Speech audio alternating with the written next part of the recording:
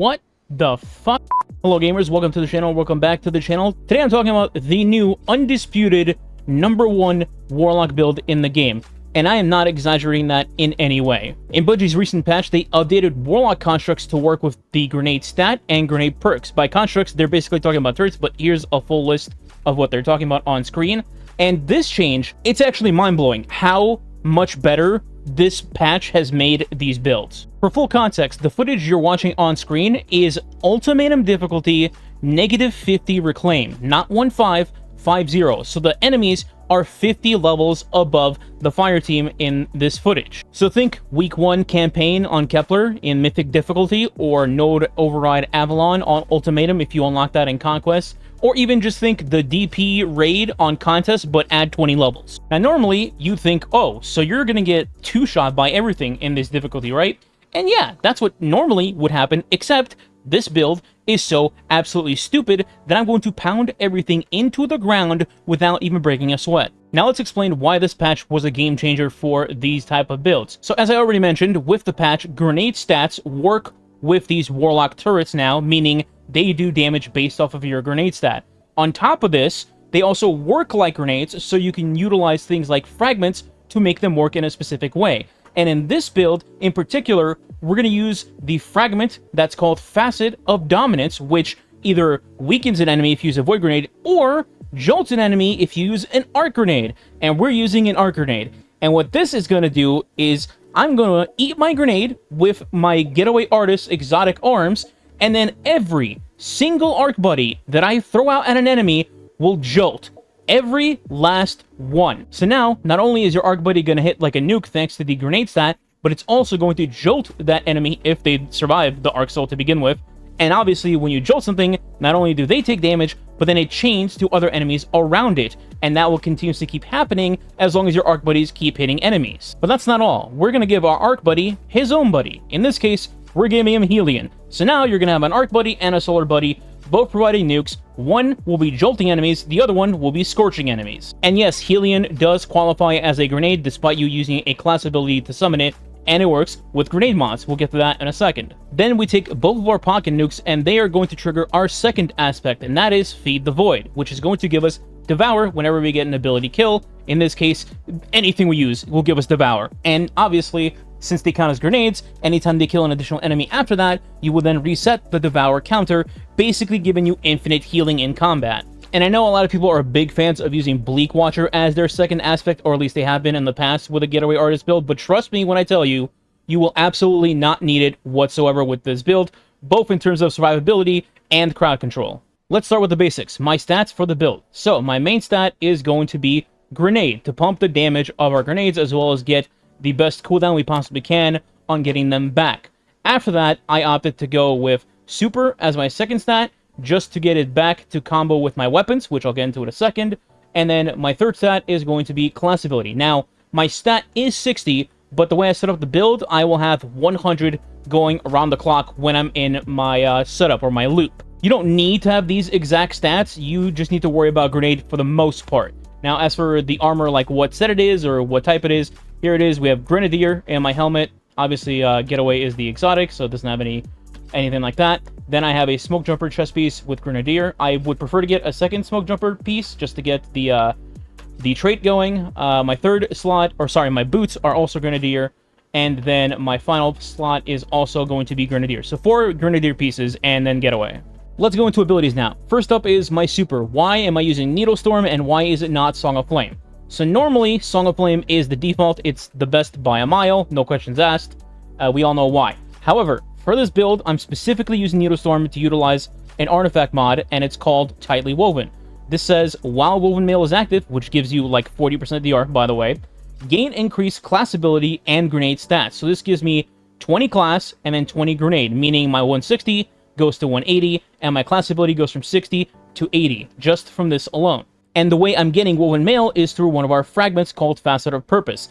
Essentially, when you pick up an Aura of Power, based on whatever super type you have, you gain some sort of elemental buff. In the case of Strand, you get Woven Mail. So we're turning one Orb of Power into damage resist, 20 points in class, and 20 points in grenade. So our first 2 slots in our fragments are Facet of Dominance that I mentioned earlier to give us that infinite jolt. and then Facet of Purpose to combine with Needlestorm. The third slot is going to Facet of Courage. Your Arc, Solar, and Void abilities deal increased damage to targets affected with a Darkness debuff.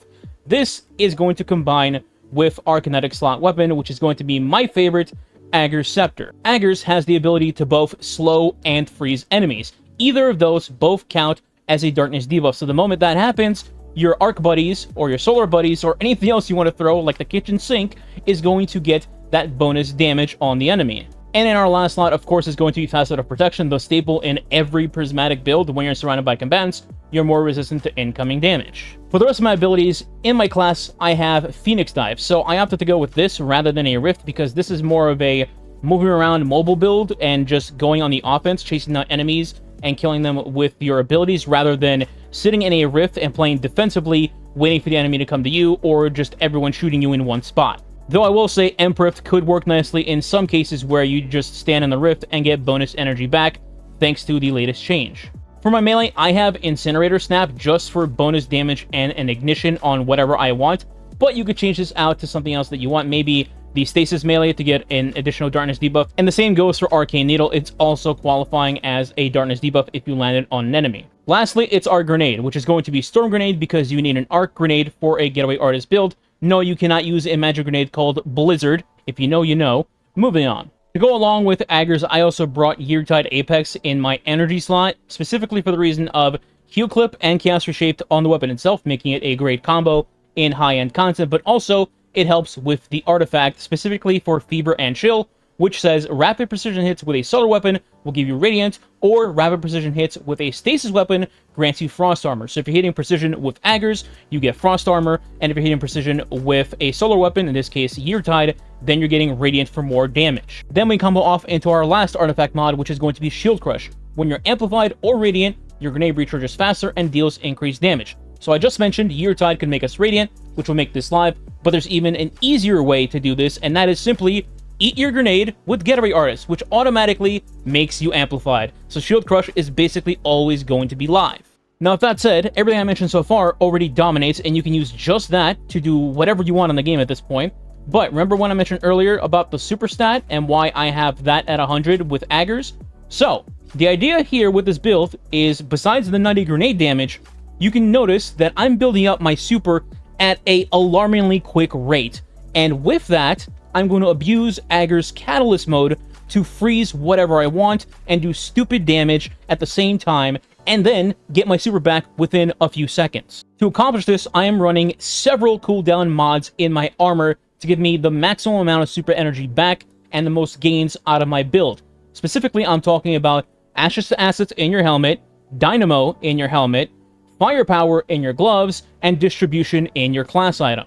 All of these either control the cooldown of my super or feed me non-stop orbs of power like an orb factory. As usual, I'll show all the mods in a second, but I want to go over the loop real quick first. It's actually really simple. What you want to do, at least in my opinion, ideally, is start off your combo with using your class ability near a target. Doesn't matter what target, just do it, because that will activate Dynamo and Distribution for you. And at that point, you just activate your Getaway Artist by eating your grenade, and have your Arc and Solar buddies go to town on whatever is in front of you. They will be making super energy based off of Ashes and Assets, and also when they kill basically every other target, or even back-to-back targets, you will make an Aura of Power thanks to 3 copies of Firepower. Now you can keep clearing out rooms just with your abilities alone, but when you eventually run into a tanky yellow bar or boss, that's where your super comes in handy, except you're not using your super, you're using Agger's Scepter instead. You activate the Catalyst mode by holding your reload button, and then it goes into overcharge mode, overflowing ammo into your mag, and then you can keep shooting that enemy, freezing them over and over and over, causing constant shatters, while also hitting them with your Arc and Solar buddies, and that also will be giving you super energy, so your super meter will either go down very, very slowly, or in some cases, it'll actually go back up, to the point where you'll probably run out of Aggers before you have to run out of super energy. You could also just do this on like orange bars or just giant waves of ads where Aggers will kill one thing and then freeze everything else around you, and then bang, one jolt and they're all dead instantly from your getaway. Alright, here's the armor. As always, I'll have a dim link down in the description below for the build if you want to try it on your own. Also, while you're down there, a sub would be much appreciated. We're trying to hit 70k really soon. Okay, so mods.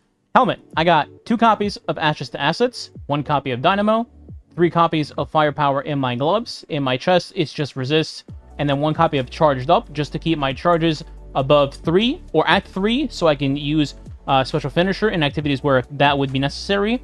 In my boots, I have absolution, insulation for getting my cooldown for my class ability reduced, and then 1 copy of stasis weapon surge for aggers. In my class item, I have powerful attraction, distribution, and then 1 copy of class font, which would get my class to 100, assuming you're combining it with tightly woven. Now, if you want to replace one of these for special finisher, I probably would just replace powerful attraction. And that is the build. If I had to summarize how broken and stupid this really is, basically, you know how people say, that build, man, it just plays itself. It plays the game for you. This is the epitome of that. You eat your nade, then do your class ability, and just kind of just sit in your chair watching a YouTube video while everything dies. That's it. That's how good it is. Anyway, if you did enjoy the video, please consider subscribing today. It does help the channel grow and so much appreciated. If you want to go the extra mile, you can leave a like and or comment below as well. If you don't know what to leave as a comment, you can leave undisputed as the comment. Thanks for watching. Catch you next time.